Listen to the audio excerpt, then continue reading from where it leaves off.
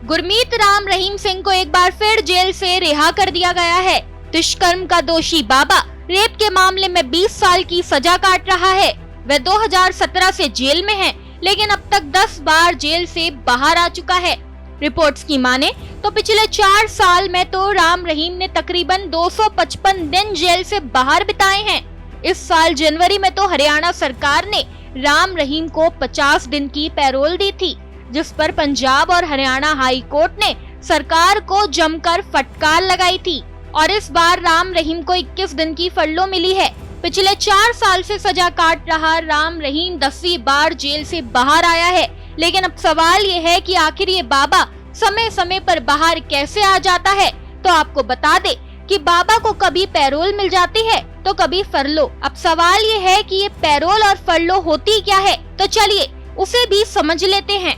दरअसल मिली जानकारी के मुताबिक फरलो हो या पैरोल, दोनों ही जेल से कुछ दिनों की रिहाई के लिए होती है, लेकिन दोनों में काफी अंतर होता है।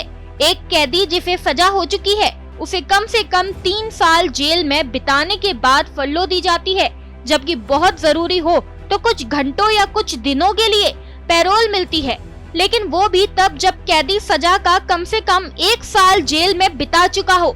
वहीं अगर कैदी को पैरोल पर रिहा किया जाता है तो जितने दिन की पैरोल होती है उतने अतिरिक्त दिन सजा के तौर पर काटने पड़ते हैं, मगर फरलो को सजा में ही जोड़ा जाता है, जिसके चलते राम रहीम जेल में जाने के बाद से लगातार ही पैरोल और फरलो पर बाहर आ जाता है। पहली बार 24 अक्टूबर 2020 को राम रहीम ने अपनी मां से मिलने के लिए 1 दिन की पैरोल ली थी। इसके बाद 21 मई 2021 को फिर मां से मुलाकात के लिए पैरोल दी गई थी।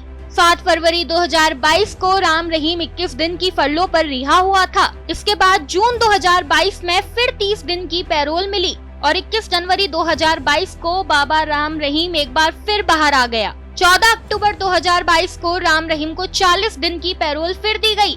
जुलाई 2023 में राम रहीम को 1 महीने की पैरोल मिली।